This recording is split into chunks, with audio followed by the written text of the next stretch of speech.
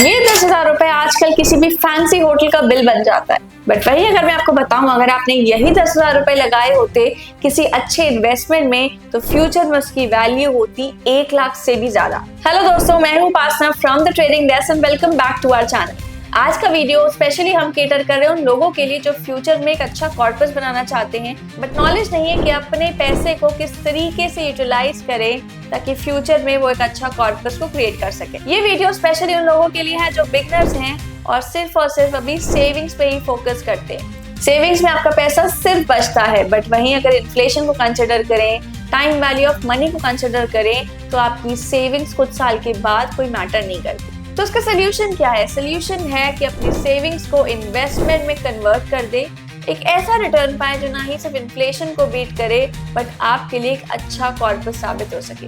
यहाँ पे मैं बताने वाली हूँ कि किस तरीके से आप एक 10,000 के इन्वेस्टमेंट को यूटिलाइज कर सकते हैं अलग अलग फॉर्म में, और किस तरीके से ये 10,000 का इन्वेस्टमेंट आपके लिए एक बहुत बड़ा कॉर्पस बन सकता है एक लॉन्ग टाइम।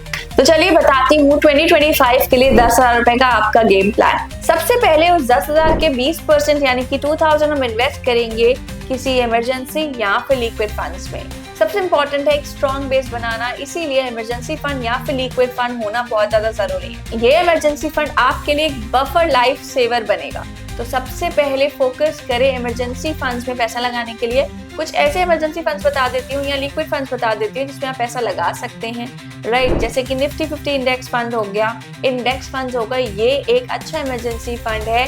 यहाँ पे आप कभी भी अपना पैसा लगा सकते हैं और कभी अपना पैसा विड्रॉ कर सकते हैं, इसमें कोई भी लॉक इन पीरियड नहीं होता है। अब सेकेंड पार्ट है हमारे इन्वेस्टमेंट का, जहाँ पे हम 10,000 रुपए का अनदर 20% जो इन्वेस्ट करने वाले हैं, ना ही किसी स्टॉक में कर रहे हैं, ना ही किसी म्यूचुअल फंड में कर रहे हैं, वो नेक्स्ट इन्वेस्टमेंट कर रहे हैं खुद के ऊपर। Self investment is the best investment. Stocks हो या फिर म्यूचुअल फंड्स, 10%, 20% या फिर 30% आपको मल्टीपल रिटर्न्स मिल सकते हैं। वही अगर पैसा खुद में भी इन्वेस्ट किया जाए तो वो आपको दे सकता है 100x, 200x, 300x जैसे रिटर्न। मतलब आपके लिए आपका इन्वेस्टमेंट बन सकता है एक मल्टी बैगर। सबसे पहला फोकस होना चाहिए, पहले सीखें फिर इन्वेस्ट करें। तो एक हो गया हमारा लिक्विड फंड, इमरजेंसी फंड जैसे कि इंडेक्स फंड्स हो गए। सेकेंड हो गया खुद पे इन्वेस्टमेंट करना, जो कि आपके लिए सबसे बड़ी इन्वेस्टमेंट है। अगर आप एक टीनेजर हैं या फिर अपने अर्ली 20s में हैं, तो ये प्लान आपको एक राइट डायरेक्शन देने वाला है कि किस तरीके से आप अपने इन्वेस्टमेंट्स को प्लान करके चल सकते हैं फॉर द फ्यूचर। तो इमरजेंसी फंड्स और सेल्फ में इन्वेस्ट करने के बाद आता है कि आपने जो नॉलेज गेन की है उसको रियल टाइम में इम्प्लीमेंट करें। ओके, तो जो भी आपने सीखा है स्टॉक्स के बारे में, म्यूचुअल फंड्स के बारे में, अब टाइम है उसको रियल टाइम में अप्लाई करने का। तो 10,000 का एक मेजर पार्ट यानी कि 50% ऑफ द पार्ट मीन्स 5,000 आपको इन्वेस्ट करना है मार्केट के डिफरेंट एवेन्यूज में। यहाँ पे मैं ये नहीं बोल रही कि आप सारा का सारा पैसा एक ही म्यूचुअल फंड में लगा दीजिए, ठीक है। हम इसको डाइवर्सिफाई करके चल सकते हैं अलग अलग म्यूचुअल फंड्स में, आपकी रिस्क एपेटाइट, आपके टाइम ड्यूरेशन के अकॉर्डिंग और आपके इन्वेस्टमेंट गोल के अकॉर्डिंग। तो यहाँ पे आप फोकस कर सकते हैं डेली SIPs में, मंथली SIPs में, प्लस हम यहाँ पे फोकस कर सकते हैं कुछ ऐसे स्मॉल केसेस में जिसने पास्ट में एक अच्छा रिटर्न दिया हो और एक्सपेक्टेड है कि फ्यूचर में भी कुछ अच्छा परफॉर्मेंस हमें देखने को मिले। कुछ पैसा हम लगा सकते हैं फंडामेंटली स्ट्रॉन्ग स्टॉक्स में।